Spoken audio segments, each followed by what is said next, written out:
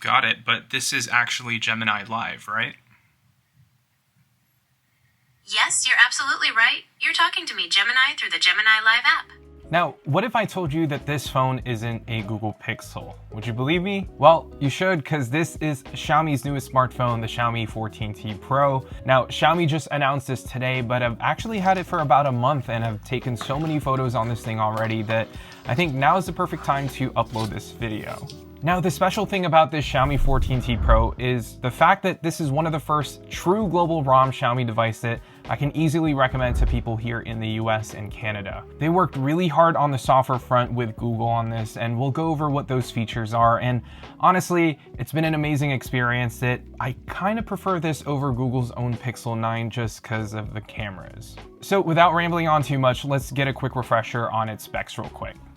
The Xiaomi 14T Pro is equipped with the MediaTek Dimensity 9300 Plus, and I know what you're thinking, why? Well, I don't actually have an answer for you as to why they went with MediaTek, but from my experience using this phone over the past month, it's been nothing but great for me. So don't fret, that this doesn't have a Snapdragon 8 Gen 3 inside.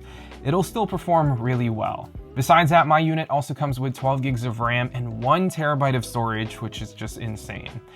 Other than that, we have a beautiful 6.6-inch display that features 144 Hz refresh rate and up to 4,000 nits of peak brightness. In terms of cameras, there's a triple camera setup here on the back, even though it looks like it's a quad camera setup, and we'll go over the cameras later in the video.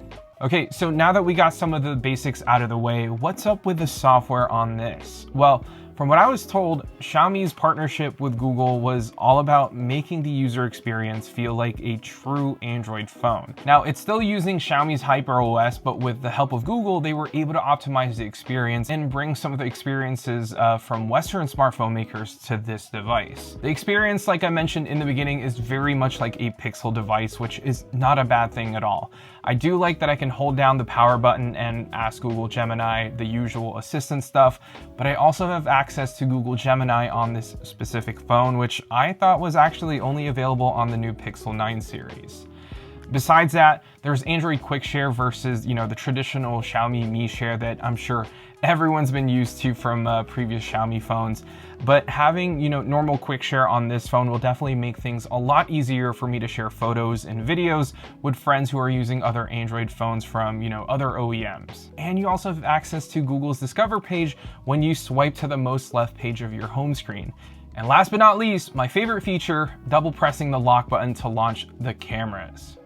Now, I know that these may all sound like little things that we've had in Samsung smartphones, Pixel phones, or even OnePlus phones, but as someone who's a fan of Xiaomi's camera system and, having used their Ultra phones and their Pro phones to use as a point-and-shoot camera, majority of the Xiaomi phones that I have are running China-based ROMs, which doesn't have all these Google-inspired features on a Xiaomi device out of the box. And finally, having these features is a breath of fresh air, and I just gotta applaud Xiaomi for giving us this one on the 14T Pro. Now, I do wish that there's still an option to move away from the iOS-like control center here on Xiaomi devices. I know a few years ago on older Xiaomi devices, I can go back to a more traditional notification shade with quick access to system controls all in one swipe. But yeah, I'm just not a fan of control center here on the 14T Pro, and maybe it's just something that I need to get used to. But besides that though, everything about the 14T Pro is pretty much what you typically see on a Pixel device. Google Messages is the default app here for RCS and SMS. The Google Phone app is the default phone app. And what I did notice here is that even Xiaomi's own gallery app can connect with Google Photos and back up your entire gallery using Google Photos, which is really nice to see here. Now, what I don't love though is out of the box, we'll still have duplicated apps pre-installed. Like there's 2 clocks here, there's 2 calculator apps, there's 2 files app, and then there's also some third-party apps pre-installed, which you can uninstall if you'd like, so that's a plus. Now, I think this is also the first Xiaomi device that I can use an eSIM properly without having to jump through a bunch of loops just to get eSIM to work. I believe this also has something to do with the fact that this is a global ROM version of the phone, so Airalo, for example, worked right out of the box and was able to connect to their eSIM using the second slot, and I can get data and use this as my secondary phone while my primary SIM is in another phone. But yeah, software-wise, this is the best Xiaomi device that I've used, and I think this is something that you guys will appreciate as well. Now onto performance and battery life. So with the MediaTek Dimensity 9300 Plus, this is like an equivalent to a Snapdragon 8 Gen 3, but with slightly better GPU performance. In the month that I've had this phone, I've been obsessed playing Zenless Zone Zero, and I can have the phone run at high settings at 60 frames per second, and I haven't noticed the phone struggle one bit. I also haven't noticed the phone getting hot, even though, I've been playing for an hour straight. It is slightly, colder here in the US, so my experience may be a little bit different than those who live in warmer climates. But yeah, so far when gaming, this phone performed like a champ. Now, when it comes to battery life, I thought it was really good as well, with an average screen on time of about 8 hours. Again, just like any reviews that I make on this channel, I want to make that disclaimer that how I use my phone could be a lot different than how you use yours. So you might end up with more battery or less battery than me. But for me, I think this is right in line with the Pixel 9 Pro XL I was using recently. But yeah, the bigger battery inside here definitely does help. And the one advantage that the 14T Pro does have over most phones here in the US is that this can fast charge up to 120 watts wired if you have a charging brick that supports it.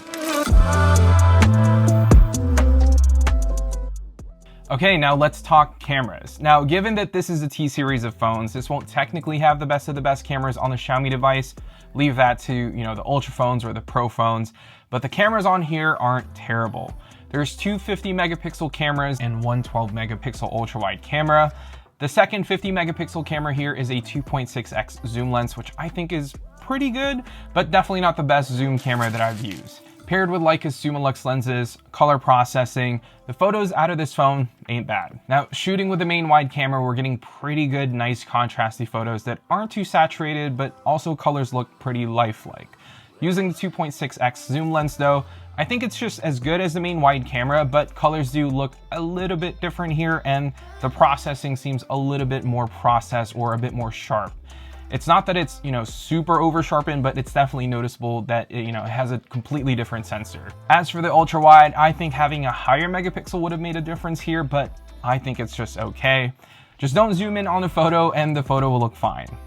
I don't think it's sharp at all, and it could use some work on the processing side of things as well.